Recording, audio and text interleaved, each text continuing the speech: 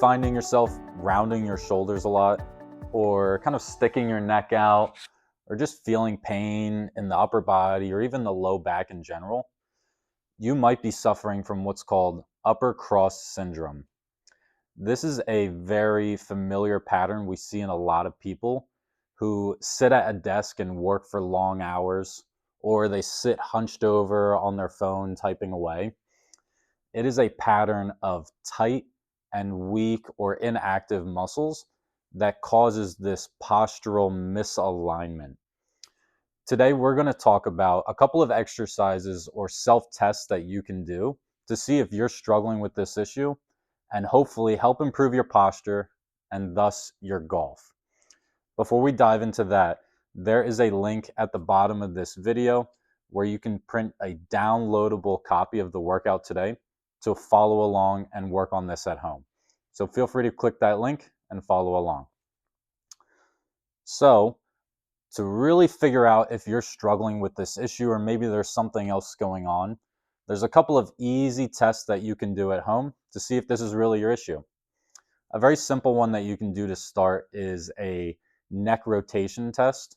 It's very simple. You can just do it standing. You could even do it seated.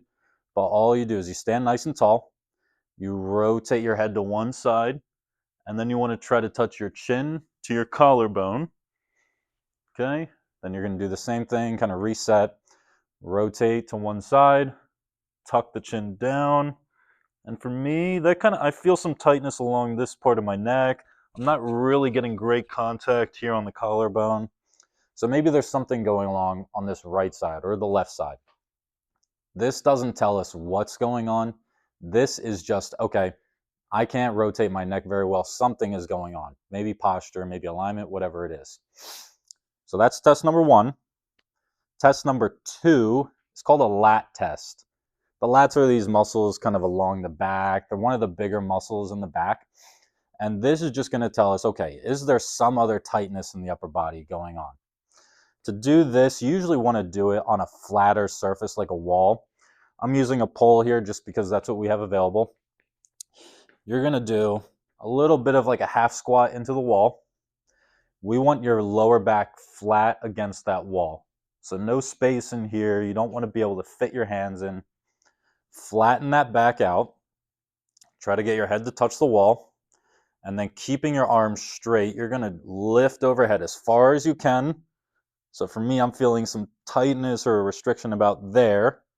To get any further, I would have to bend my elbows or arch my back, which would be failing the test. Ideally, you want to get those arms all the way back, but if you stop short of the wall, again, that's a fail. This is a pass-fail system, and again, just letting you know, okay, maybe you could benefit from some of these exercises. Okay, so those are the two tests. We've got the rotation and the lifting the arms. Great, I failed both of those, we'll say. Now, to start loosening up some of the tight muscles, again, it's called upper cross syndrome because it's a pattern of weak and tight muscles.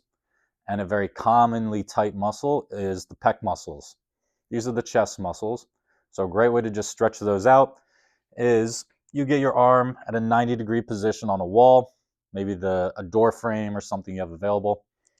From here, you're going to just rotate your body about 45 degrees, maybe 90 degrees if you can. I'm already feeling a stretch in here. And to emphasize that, or just make it a little bit bigger, I'm then going to just shift my body forward a little bit, and I'm feeling a great stretch all through the chest here. This one is pretty simple. You want to hold it for 30 to 60 seconds, no more than 2 minutes. Anything after that is going to counteract what we're trying to do. Again, you'll do it on both sides, just stretching out some stuff in the upper body. So that's the pec stretch. Now, another commonly tight muscle are the lats, which is where we failed this test. This one is fairly simple. It's called a prayer stretch. You're going to find some space on the ground and go down on your hands and knees. From here, I'm going to go all fours. Feet are together, knees are nice and wide. I'm going to sit back onto my heels.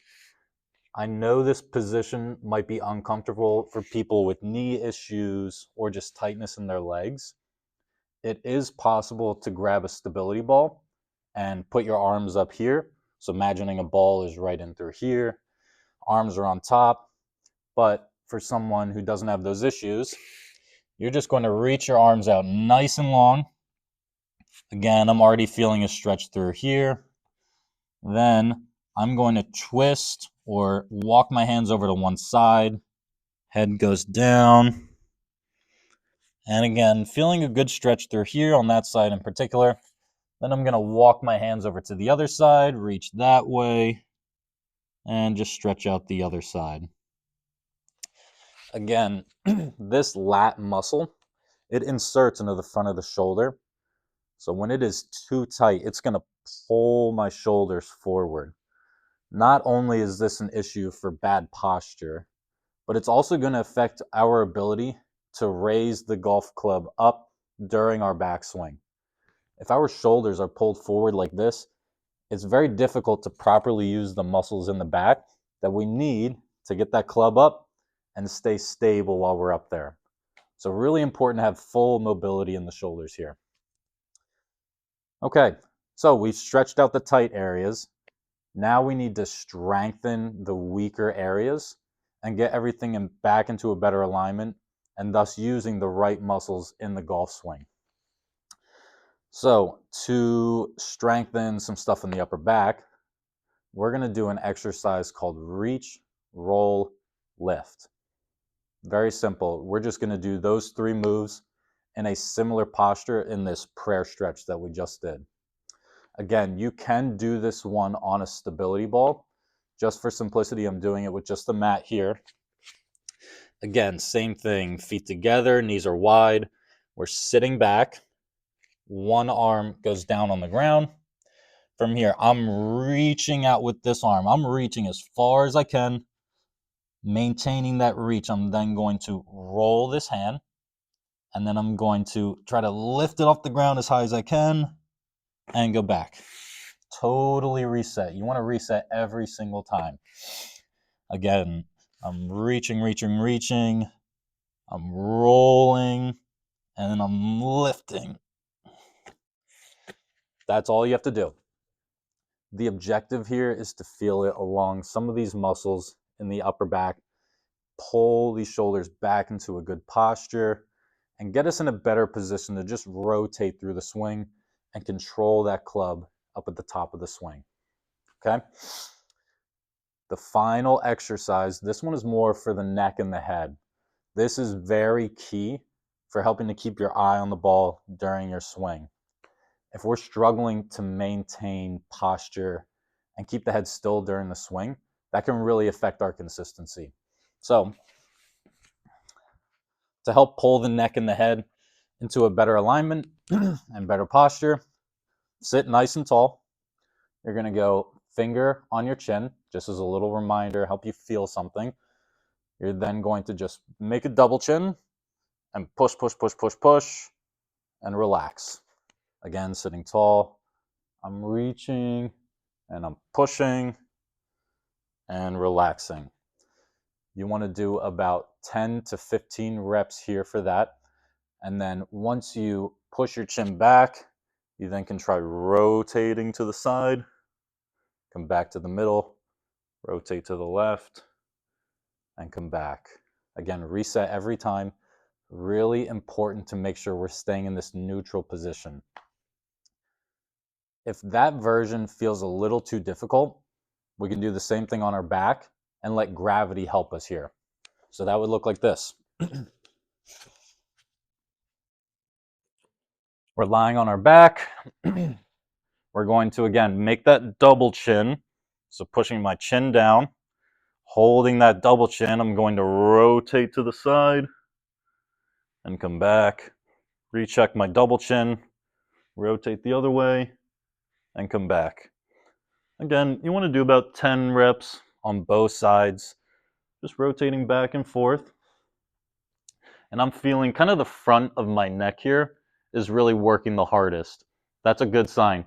We need these muscles to turn on and start working a little more to help hold our head in the right posture. Now, after doing a couple of those exercises, you could do a little self-test or retest to see if you made any improvements. So again, I'm going to stand here. I'm going to rotate, see if I can touch my collarbone, come back, try the other side. Okay, and then we'll go back to the lat test, see if we made any improvements there. Flat back, head against the wall, arms are straight, lift up, up, up, up, up, and see if you're now passing or maybe still failing that test. You might not get immediate results, but it's always good to retest. You'll want to start to include these exercises every day into either your warm-up, or maybe this is the start of your sort of functional movement training exercise routine. But start working on these every day to pull you back into a better posture, a better alignment, and thus put you in a better position to rotate and swing the golf club. Again, this is upper cross syndrome, improving your golf swing. I hope that helps.